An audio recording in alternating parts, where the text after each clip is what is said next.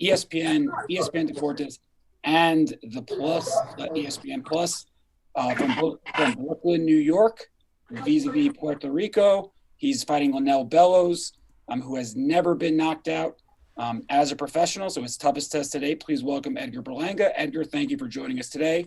Can you tell everybody on the call, so your mindset coming into what is on paper by far your biggest test today? My mindset is like always, I worked hard in the gym, man, and that's what every fighter should be doing, and like as far as for me, man, just putting in the hard work in the gym so that way I know going into the fight, my mind is 100% prepared to go those rounds, if we ever do, which will eventually happen, and I've just been working extremely hard. You've talked about it, right? It's like you talked about preparing to go the rounds, even though you've never been past the first round. I mean, how tough is it when you've never gone past the first round to have that mindset that, I have to train for 8, 10, 12 rounds if need be? You have to have, first, you have to be humble, and 2, you have to know that it's going to come. I know that I'm not going to be able to rely on my power, So this is why, like I said, I always say, I train as if I'm fighting for a championship fight every fight. I got my strength conditioning coach here at school as well, that he pushes me every single day in the gym, to that level. So that way, when we go those extra rounds, all the critics that's been talking like, oh, we want to see him in the 4th, we want to see him in the 2nd, we want to see him in the 8th, it's gonna be a walk in the park, because of my conditioning. And our first question, we go to Mark Wicker from down Southern California. Mark, please go ahead when ready, sir. Hi, what do you know about this particular guy, and what challenges do you think he might bring you that might get you to show more of your repertoire? He's gonna come right at me. He's that type of fighter. He's smaller than me. He's a smaller guy, so I know he's gonna bring the pressure. He's gonna try to bring the fight to me. I don't see him trying to box me because I'm the bigger man. That'll just be real stupid of him and a crazy game plan if they're trying to do that. Unless they're trying to just survive the first round. But he's 25 with 13 knockouts. He's been in the ring for a very long time. He's older than me. He has experience. He's a veteran. Man, I'm ready in there to go and do what I do best, man. Thank you. I have to remember to unmute myself in order to get the questions going. So thank you, Mark. And now we go to Carlos Toro. Carlos, please go ahead when ready. Thank you, Edgar, for taking time to talk to us. I don't know how much you pay attention to the sanctioning bodies rankings, but you're ranked number 9 by the WBO and number 11 by the WBA. Is that something that you kind of look at and think to yourself that maybe you could be maybe down the road closer to a world title shot than maybe you would have initially thought? Or do you still kind of look at this part of your career as sort of a developmental stage where you just want to get the experience and get rounds in so that when you do get that title fight, you're more ready now, however long it takes you to get there? Yeah, man. I'm 23 years old. I'm still developing as a fighter. I know I'm a killer, but I also know that there's killers at 168. So for me, I just want to get 150% prepared for when the time comes. Like I said, I'm 23. I got the world in my hands right now. I'm a hot, young prospect in the world. I got Puerto Rico behind me. And, right now I'm knocking everybody out, and I just want to enjoy my career. And then eventually we're going to step up those big fights, because that's what eventually I want. I want the big paydays. I want the big fights, and eventually it'll come. But as of right now, we moving at stepping stone, Everything is slowly, Rome wasn't built in a day. So we working and we just crafting, getting my craft better and better each and every day. Thank you, Carlos. And now I believe, Xavier, you're from Brooklyn, so from your neck of the woods, Edgar, Xavier Porter. Xavier, please go ahead. What's going on, Edgar? How you feeling, man? Oh, what's up, man? How you doing? Xavier. Salute. Yeah, salute, How are you, brother? Big Dave, salute. How you feeling, brother? I got a killer here, right? Yeah, facts, all day, every day. And we got 12 rounds in us. Hey, you got a whole lot more. You can go 15 if you need to, you know what I mean? That's right. So my question to you, Edgar, You got the whole city behind you, brother. You got, like you just mentioned, you got the whole Puerto Rico behind you. You got the whole city. My question to you is, this fight particularly with Lanell Bellows, everybody is, on paper is saying this might be your toughest fight. Can you share your thoughts on, your opponent as well as your training and your readiness to take over the division, whether it be at 168, if you can make 160 or even 175? Because, my God, you are killing it out here in the streets. You know what I mean? They always, the last fight they said that was my toughest opponent to date, and you seen what happened. Like I said, like I tell everybody, I don't cut no corners, man, in that gym. Because when you cut corners, you're gonna have to pay for it under them lights. And I've seen fighters cut corners. Don't do a full camp. Just cut corners, man, during camp, and it shows in the ring. When the lights go on. So that's my biggest fear, man, is to be unprepared for a fight. So that's why I take my craft very serious. I take the sport very serious, to continue to build myself. And each and every fight, I get better in the gym. I spar better opponents, and I just put in a lot of work, man. And obviously it shows the day of fight night. Thank you, Xavier. Marcus Vegas, you're next. Edgar, man, I hope you're doing well. You have a knockout streak now, and there's this growing expectation from fans that every time you step in the ring, you're supposed to provide a spectacular knockout. I could see that. I've seen it in the past with other fighters that it develops some sort of pressure on them. How do you navigate that, the expectation that once you step in the ring, you got to knock that guy out? And how do you handle that expectation and pressure? There's no pressure. There's no pressure whatsoever. The people's going to talk. I let the people talk. Oh, we need a first round. Or, can he go past the first round? I let them talk. That's what they're there for. The critics, the media, everybody. You guys, that's what you guys, that's boxing. And like I said, I just focus on myself and focus on the game plan, and I execute the game plan. I never go in there. Obviously, I go in there looking to hurt the guy, because I don't want him to hurt me. I'd rather hurt him before he hurts me. And I always had that mindset since I've been a pro. Man, it's just there's no pressure, man. Like, I go in that ring every fight. I go in the ring knowing that if we got to go those rounds, we're gonna go those rounds. And the last fight, I even thought, I said, probably I'm gonna go a couple rounds with this guy. I thought he was gonna take me a couple rounds, but you see what happened, man. He had to pay for his mistakes. There's a lot of attention on you now, a lot of newfound fame.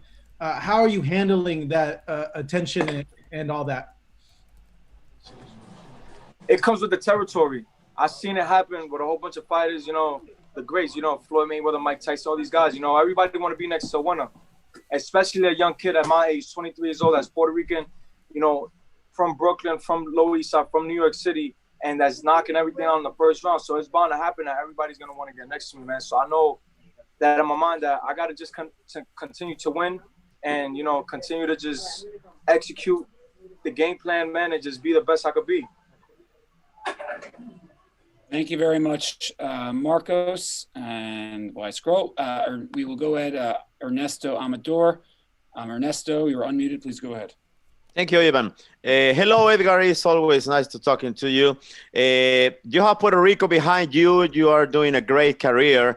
But sooner or later, you need to fight against a big Mexican name. We're talking about Canelo, of course, Benavides.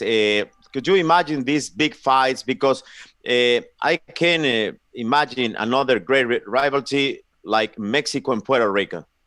Yeah. I've been talking about the Canelo fight for about a couple months already. And I know it's going to happen. It's got to happen. If I continue to win in beautiful fashion and just keep doing what I do best, man, I know that fight is going to happen with me and Canelo Alvarez. He's Mexican, I'm Puerto Rico. He has a big country behind him. I have a big country behind me. And like you said, is one of the biggest rivalries in boxing today. And Benavides is another guy that I'm looking forward to stepping in the ring with. eventually in the future. You know, it's just boxing, man, and these fights gotta happen. You know, it's good for the sport. It's good for the culture. Edgar, but what can you tell to the people that mentioned that you are not ready, not even for Canelo or Benavidez? What can you tell? Nah, different level. No, I know for a fact that if I was to step in the ring with them now, I'd give them problems, you know. But right now, it's just a stepping stone. Like I said, you know, I gotta prove myself. I know I gotta prove myself in order to step in that ring with them because they had to pay their dues. You know, they had to fight the best to get to where they at. And that goes for me too. I have to fight the best to get to where they at. And eventually the fight is gonna happen. Thank you very much. And now we will go ahead to Adriana Jimenez. You should be unmuted, Adriana, so please go ahead when ready. Edgar, how you doing? I'm just going to kind of piggyback off that question because I wanted to see what your dream match was, and you kind of mentioned the names that I had in mind with Benavidez, with Canelo. So moving up in the ranks rather quickly, where do you see yourself, or where do you rank yourself then? Right now? Yeah. I know I'm one of the hottest prospects in the country right now. You know, I'm 14-0 with 14 knockouts, all in the first round. They keep trying to step up the opponents little by little, and I'm still knocking them down. I'm a young superstar. You know, I got the image, I got the charisma, I can fight. I'm knocking everything out, and I got a country behind me. So, you know, what more can I say? So is the fight that from the fights that you mentioned with the Adriana, sorry. Ask your question again. You actually muted yourself. No worries. From the fights that we just mentioned, is the Canelo fight the dream match for you? Oh yeah, of course. You know, that's a fight that's gonna happen. It's gotta happen. He knows it. The world is gonna know it. You know, his country's gonna know it. My country's gonna know it. You know, it's a fight to be made, God willing, in the future. You know, like I said, I just gotta keep proving myself, keep knocking them down, and you know, the fight will happen eventually. Thank you very much, Adriana. We have a few more questions for Edgar because, as you can see, he is in the gym, so he's got a couple more shakeouts before he flies out here to Las Vegas. Now we move to Jeremy Herridges. Jeremy, please go ahead when ready, sir. Hi, Edgar. I'm curious. During your time as an amateur, obviously you had a lot of success, national championships and so on. As an amateur, did you feel that once you got to the pro game that your punches would have the type of power that they've obviously had? Yeah, when my first pro fight, I remember it was in Mexico, and I knocked the dude out so fast, man, and I was like, holy crap. I was just lost. Like, I walked back to the corner and I seen the ref like waving it off. I'm like, damn, so fast? I didn't really know. I'm like, do I really hit this hard? Then the second fight, again, a couple minutes into the first round, knocked the guy out. I'm like, wait, hold on. Do I really hit hard? Third fight comes, again, put the guy out. I'm like, oh, yeah, nah. This is different. You know, and then eventually in sparring, I'll knock guys out in sparring. And it was like, holy crap, like, no, I'm really hitting hard. And people would just tell me like, yo, you're only 18 years old. Just imagine when you hit 23, 24, 25, how when your man strength comes in, it's going to be ridiculous. And look, I'm here today still knocking them out. Talking about the source. Sorry, go ahead. I was going to say, talking about the source of your power, is it a combination of the transition from the amateurs to the pros and now being a pro, it's just your style fits better? Or is it also the fact that you are starting to get that manpower, a little bit of both? Yeah, it was a transition. You know, the amateurs was real about points and how many punches you throw. And, you know, it's only 3 rounds, 3 minutes. And then, you know, you come into the pros and it's like everything slows down completely. You know, there's a lot of more thinking. It's chess, not checkers, you know. There's a lot more thinking, man. There's a lot more setting up punches, you know. It's a 12-round fight. You know, eventually you're going to get to that 12-round fight. So it's just a lot different, man, than amateurs. All right. Thank you very much. And a couple more left. So we'll go back to Mark Wicker, please. You talked about how surprised you were when you had those early first round knockouts in your first few fights. Are there times when the fights end so quickly that you still have a lot of pent up energy and you feel like, sparring even after the fight or running around just to burn it off? Say it again. You talked about how difficult, about how surprised you were the first few fights because they ended so quickly. When you have these quick knockouts, or sometimes do you feel like you still have a lot of pent up energy that you have to go burn off all of a sudden? Nah, because people forget. They say, "Oh, you knocked the guy in the first round, man," but it's like they don't see what's happening behind closed doors in the gym and sparring. All the rounds that I'm putting in sparring and in the gym and strength conditioning. I put a lot of wear and tear on my body. So I take about like 2 weeks off, man. And just enjoy myself. Enjoy my family. Rest my body, and then I'm right back in the gym. Thank you very much, Mark. And before we head out, Edgar, I think you're coming to Vegas tomorrow. Just final thoughts on, sort of the rise you've had this year and what the fans can expect from you come Saturday night. Like always, man, expect fireworks. I'm an exciting fighter. I'm a boxer puncher. So, I just need the fans to tune in October 17th, man. Get your popcorn ready. Get your fight parties ready back at home.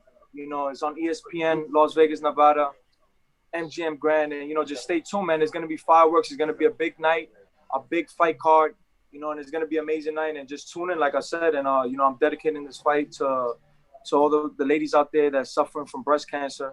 This fight is going to be dedicated to them. So I just need everybody to tune in.